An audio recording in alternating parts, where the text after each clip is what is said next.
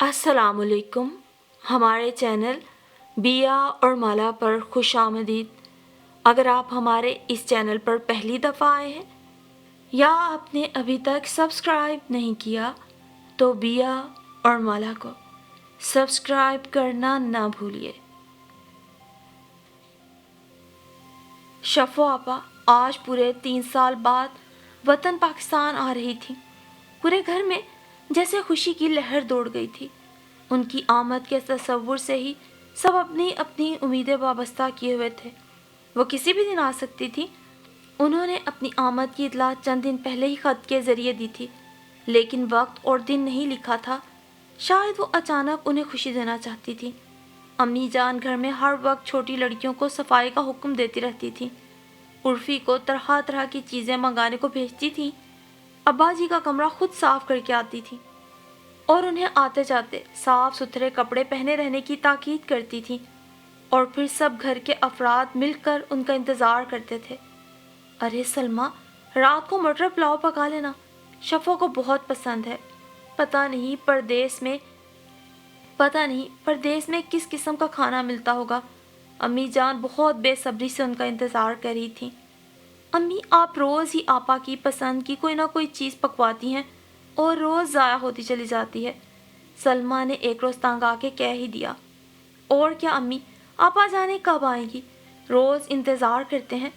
नजमा ने भी उनके इंतज़ार से उकता के कहा। सीट नहीं मिल रही होगी, बस इसी महीने में आ जाएगी।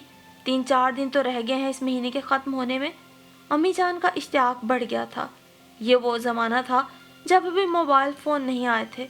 उनके घर पर फ़ोन भी ना था, सो राब्ते का ज़रिया सिर्फ ख़तों किताबत थी।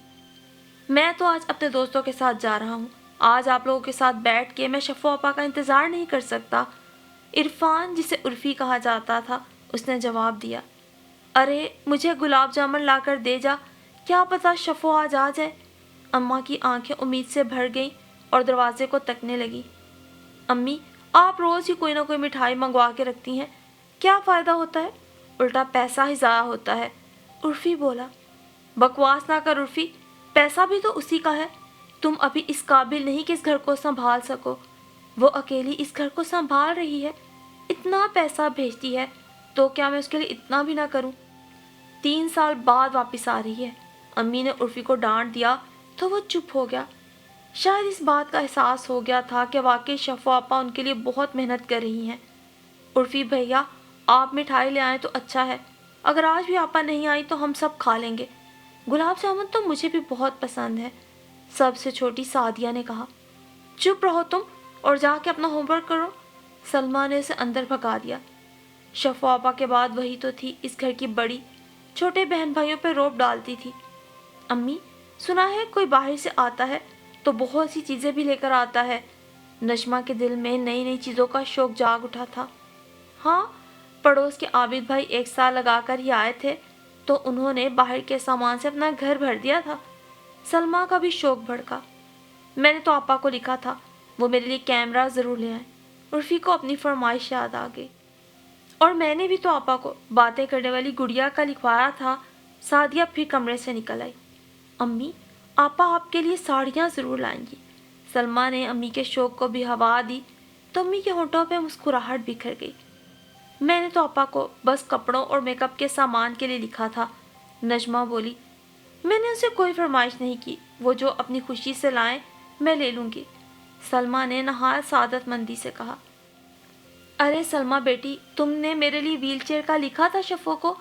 अब्बा भी अपने कमरे से बैसाखी की खटखट के साथ बाहर आ गए। लिख दिया था अब्बा। अब तो इन बैसाखियों में भी दमखम नहीं रहा। मेरी तरह ये भी कमज़ोर और बूढ़ी हो गई हैं। वो एक कोने में बैसाखियाँ रखकर तख्त पे आ बैठे तो अम्मी एक आह भर के उठ गई। बेचारी 3 साल से सबके लिए पिस रही है।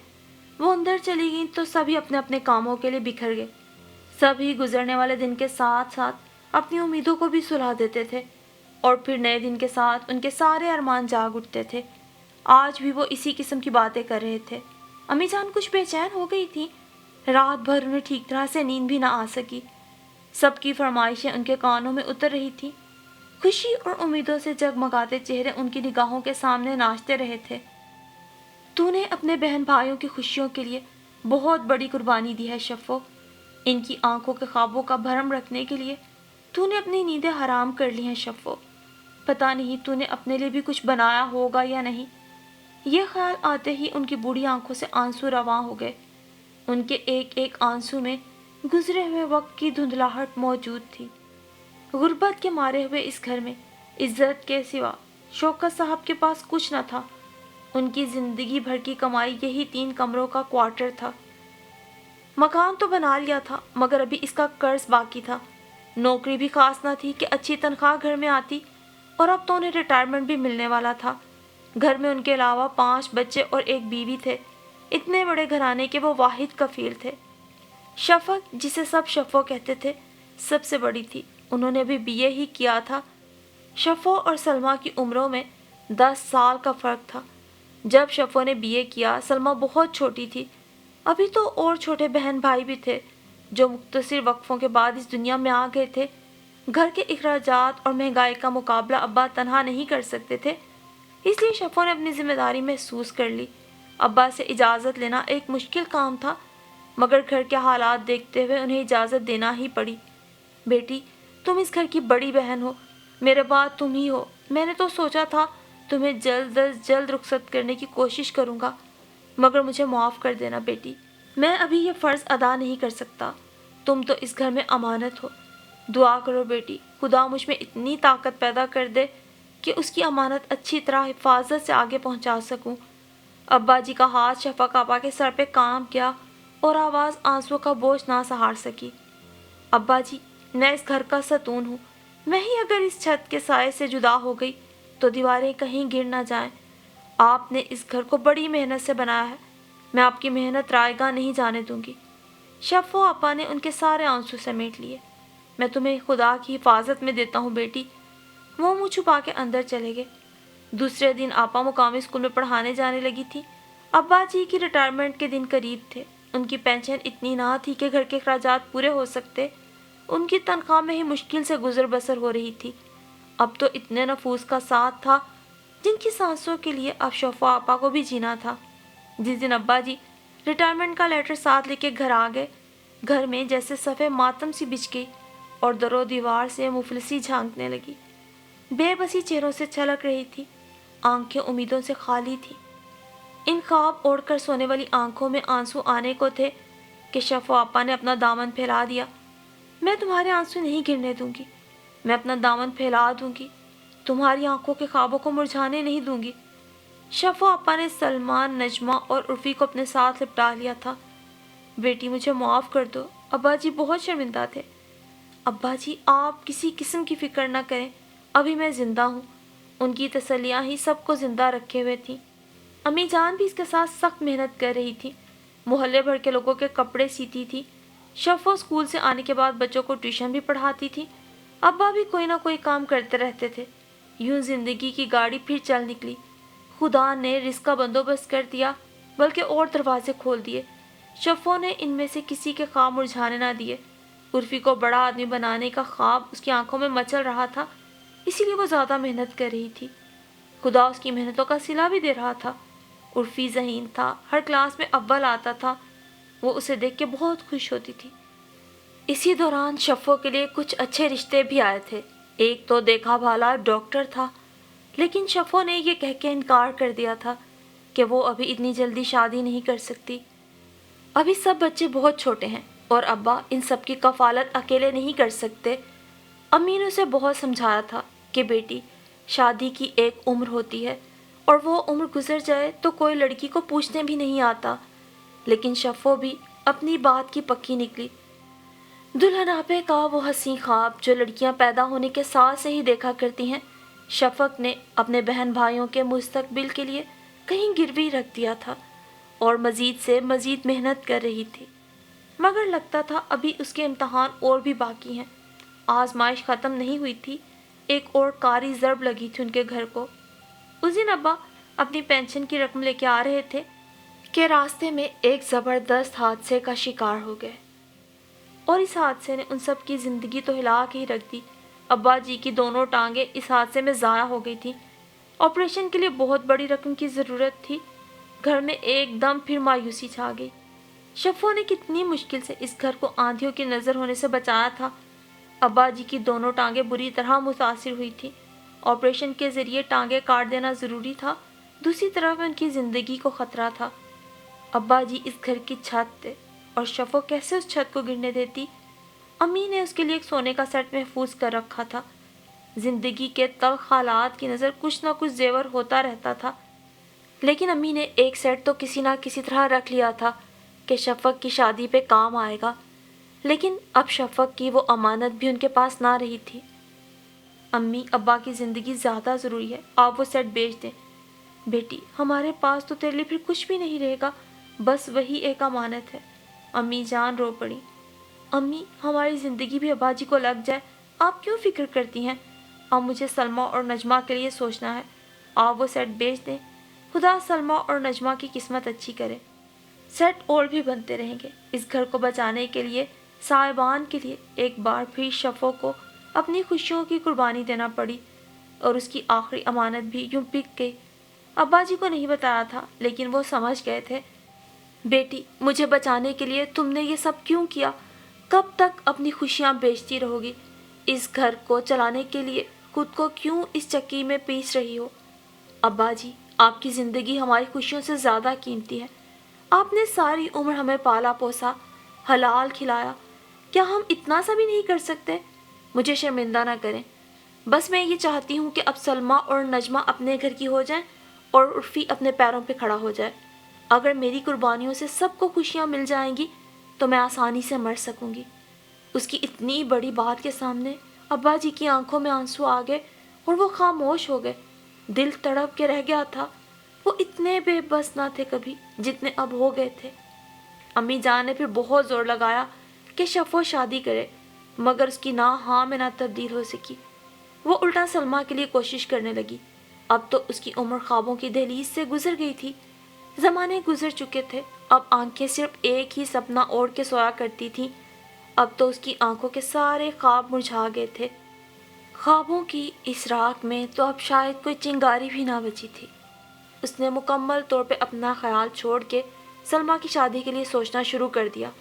سلمہ کے لیے ایک دو رشتے آئے، مگر اس گھر کی مفلسی دیکھ کے واپس لوٹ گئے۔ شفق کے لیے یہ صدمہ ناقابل برداشت ہوا جا رہا تھا۔ امی، یہاں رہ کے تو کچھ بھی ہاتھ نہ آئے گا۔ آج کل تو لڑکیاں بھی باہر کے ملکوں میں جا کے ملازمت کر رہی ہیں۔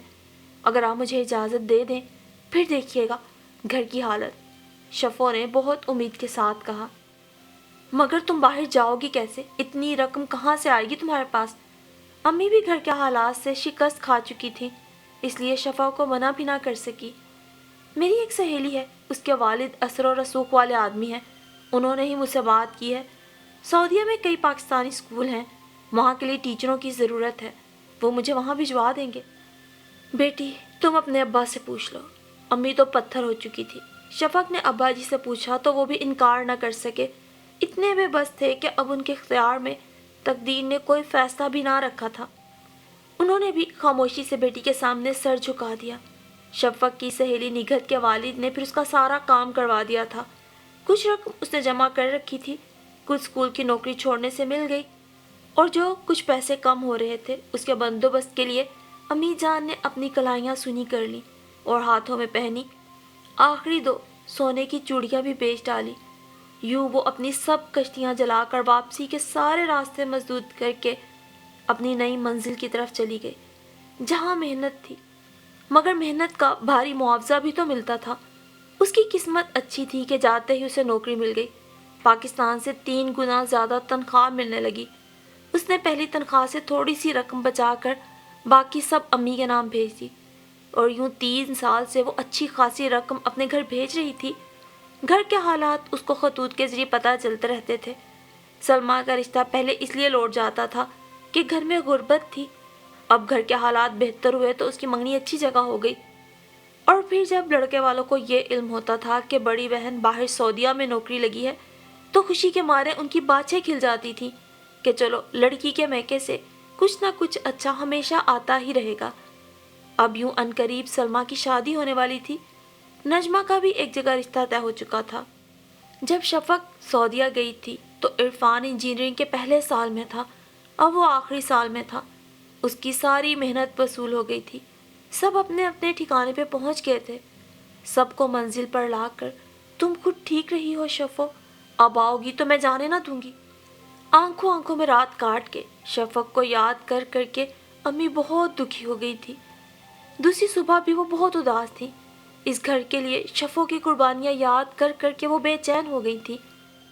شام تک کا وقت انہوں نے بڑی مشکل سے گزارا تھا، عجیب طرح کی ایک بے قراری ان کے وجود میں اتر رہی تھی، اور پھر اس بے قراری کا جواب بھی انہیں مل گیا۔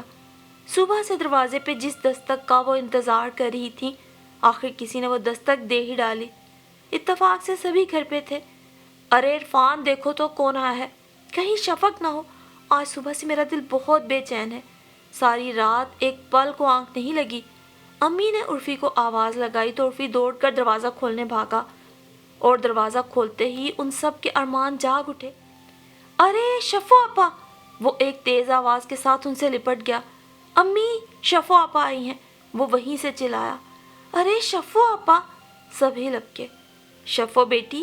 امی بھی تیزی سے بھاگی۔ ارے میری شفو بیٹی آ گئی ہے، کوئی مجھے بھی تو لے کر جائے۔ ابا جی بیساکھی کو سنبھالتے ڈگمگاتے ڈگمگاتے باہر آ گئے۔ سب کے جھرمٹ میں شفو آپا اندر آ گئیں۔ ان 3 سالوں میں وہ بہت کمزور سی لگ رہی تھی، مگر گھر آنے کی خوشی میں وہ اچھی خاصی تازہ بھی لگ رہی تھی۔ سب کے چہروں پہ برستی خوشیاں دیکھ کر انہیں کتنا اطمینان ہوا تھا۔ امی نے تو انہیں لپٹا لیا، بلائیں لے لی۔ نجمہ، سلمہ اور سعدیہ ان کے دائیں بائیں چپکی جا رہی تھی۔ عرفی ان کا سامان اندر لایا تھا، بڑے بڑے اٹیچی کیس تھے اور کئی کارٹن بھی۔ ابا جی کو بیساکھی کے سہارے آتا دیکھ کر شفق کے دل پہ چوٹ سی لگی، آنکھوں میں نمی تیر گئی۔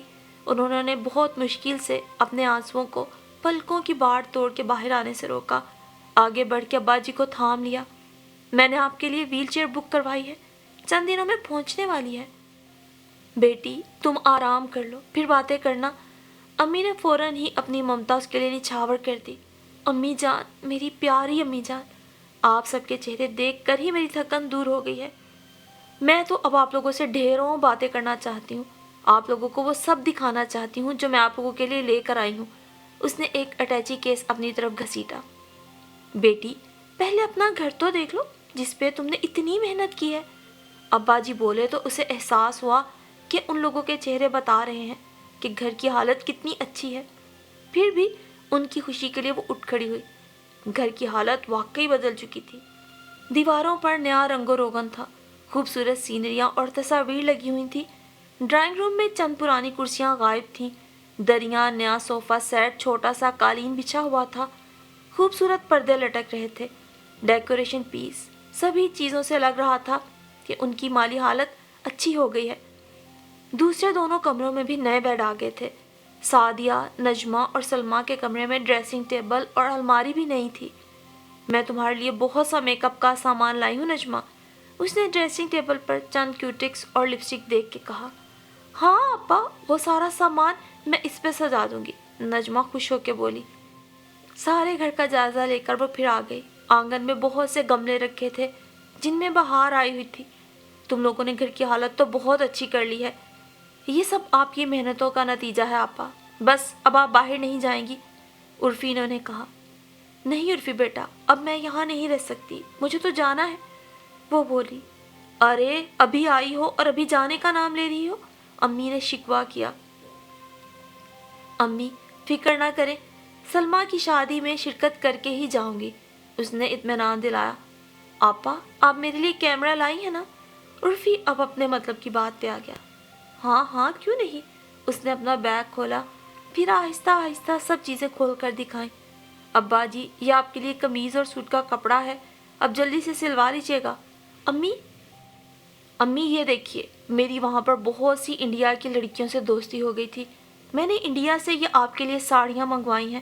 اس بیگ میں نجمہ، سلمہ اور سعدیہ کے لیے کپڑے ہیں، بے شمار چیزیں ہیں، سلمہ کے سسرال والے کیا یاد کریں گے، سارا باہر کا جہیز ہے، اس نے خوش ہو کر بتایا۔ آپا آپ رنگین ٹی وی بھی لائی ہیں نا؟ عرفی نے پاس پڑے کارٹن کو کھولا۔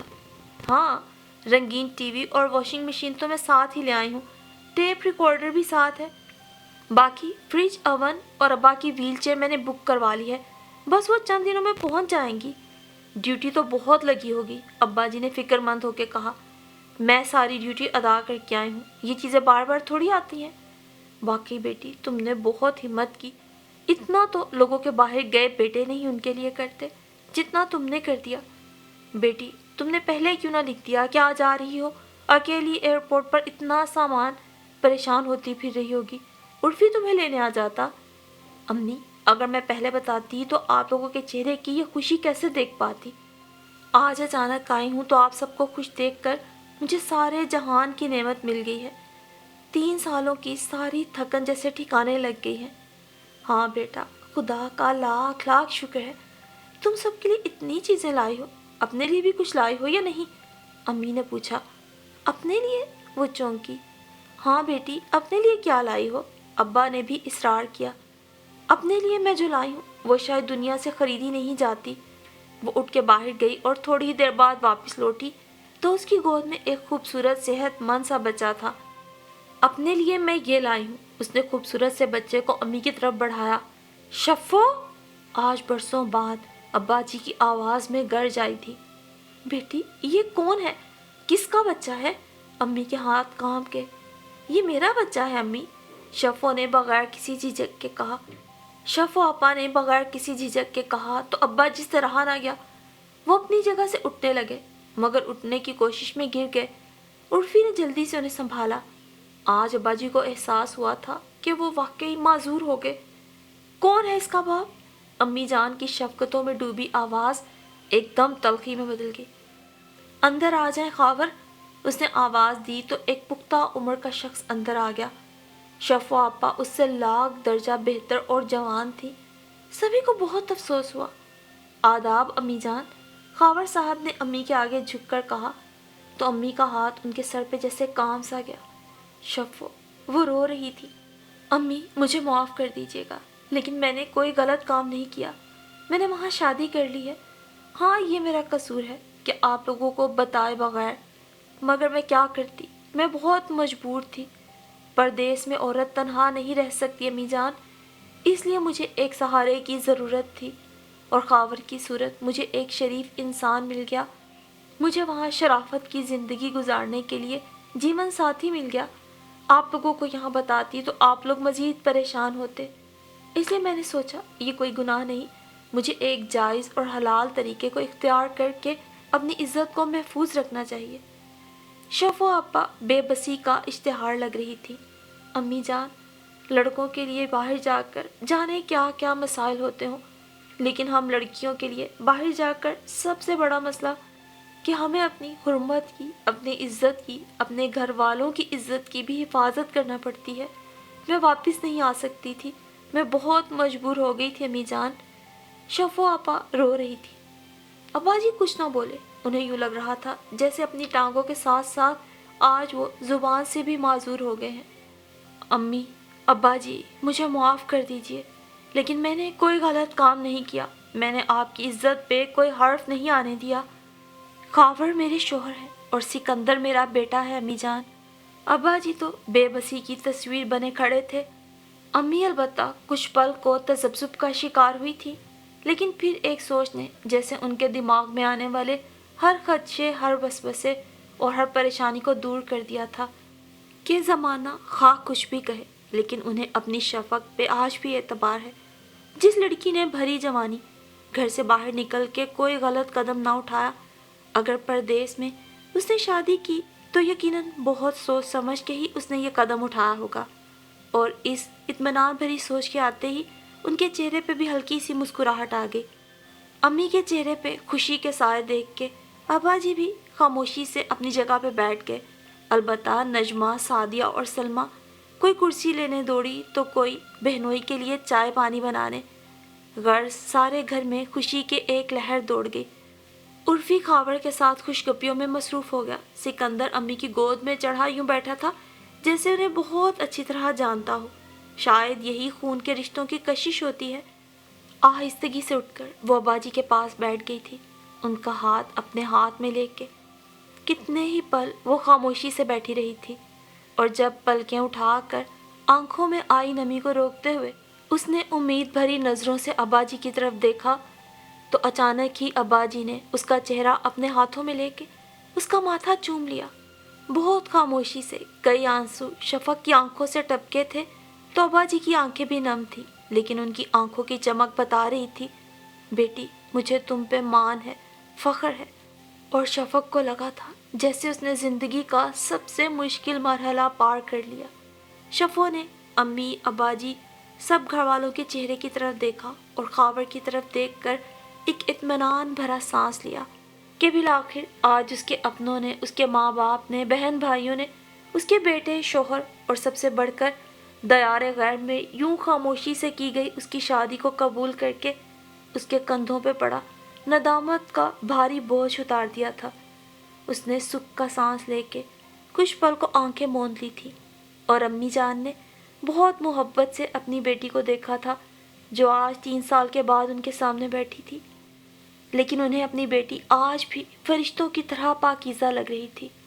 خدا ہر بیٹی کو شفق کے والدین جیسے اعتبار کرنے والے والدین عطا فرمائے اور سب والدین کو شفق ہی کے جیسی فرما بردار، احساس اور قربانی کا نمونہ بن جانے والی، اپنی عزت اور حرمت کی حفاظت کرنے والی صالح اولاد عطا فرمائے۔